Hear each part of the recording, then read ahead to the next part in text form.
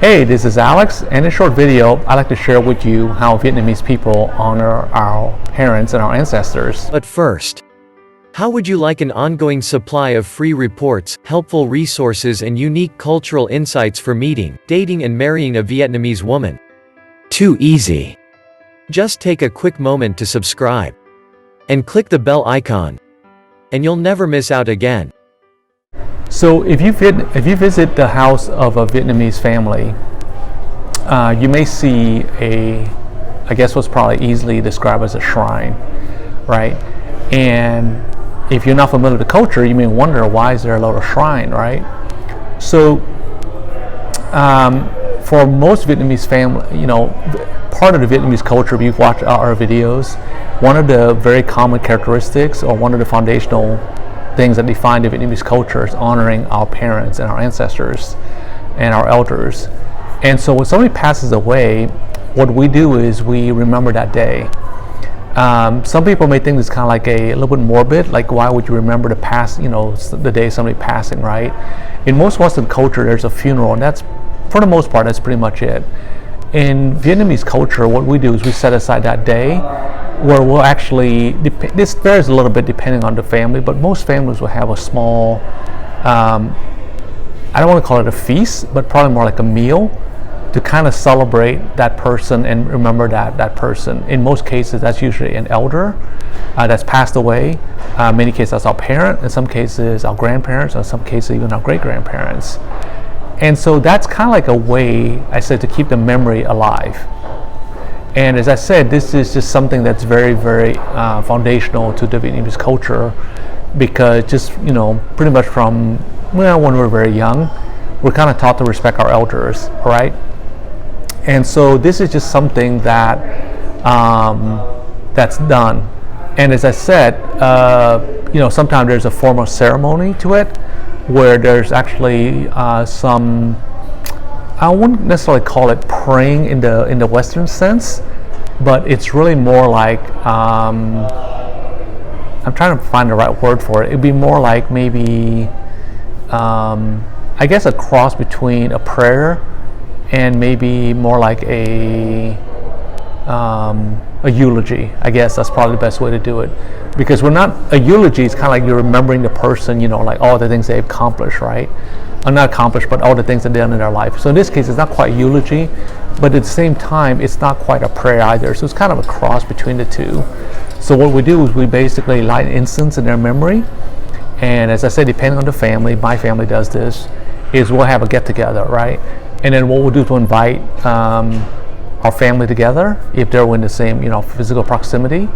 And then in some cases, we may invite over some friends. And again, the whole idea behind this is just to really keep that memory, the memory of that person or persons alive. And we don't just do it for one family member. In my family, at least, we do it for multiple families, right? So for my grandparents. In my case, my mom's passed away, so we do for my mom. And then, so this is just, like I said, it's not quite a I guess you can call it a loose analogy. It's kind of like an annual memorial service, right? And again, it's not a time for basically necessarily for crying like at a funeral. It's really more like, and it's not quite I don't want to make it sound inappropriate calling it a celebration either. It's really more a day where we remember the passing of a loved one. All right, and for somebody that's from the outside, it may look kind of odd, because it almost looks like you're celebrating it. Because when I first tried to explain this when I was younger, as an elementary school, I wasn't as articulate as I am now. I was trying to explain, I was kind of fumbling, and then a friend of mine just asked, like, well, that's kind of weird, you guys are celebrating like when somebody passed away. It's like, no, it's not a celebration, right? It's really more and it's not quite a memorial service. I already mentioned more than once. It's really a way to keep that memory alive. And so that's really something that I wanted to share with you, in case you are with a Vietnamese woman, depending on her age. This is more common when women probably in their 30s and older. The younger generation is not as common anymore. But I would say women probably in their late 30s and older are most likely, especially in Vietnam, even in the U.S., they still keep this tradition alive, right? The idea of, like, again, kind of like having an annual, the day, the passing of that person. The idea is to, have something that kind of honors their memory. All right. And so, again, I want to be really clear on this, right? This doesn't have religious connotation. So, because I know that some people say, well, is that only done if they're Buddhists? I know friends who are Catholic and they still practice this. So it's not a religious thing as much as just a cultural thing. So if you're watching this and you may be a different denomination, you're concerned, well, is this kind of conflict your religion? Again, I'm not an expert in theology, but I know families, with different different religions, and one form of fashion, this is practice. If they do it, again, it depends on the family.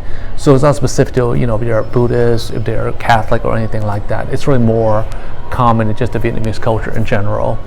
And so if you do, marry a Vietnamese woman or basically live with her, and you see this practice, it's not something that's, unique to her. It's actually quite common in the Vietnamese culture. All right, so I just kind of want to bring that to your attention. It's not something that most people know about the Vietnamese culture. So I just kind of want to bring your attention, and especially when you're getting more serious or thinking about marrying a Vietnamese woman, that she's going to be practicing this. All right, so I hope this has kind of shed a little bit light on the Vietnamese culture, and also the woman, the lady you may be looking getting into a relationship with, and maybe settling down with. All right.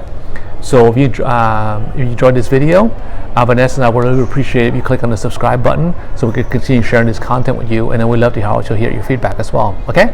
So this is Alex signing off, and I'll talk to you in the next video.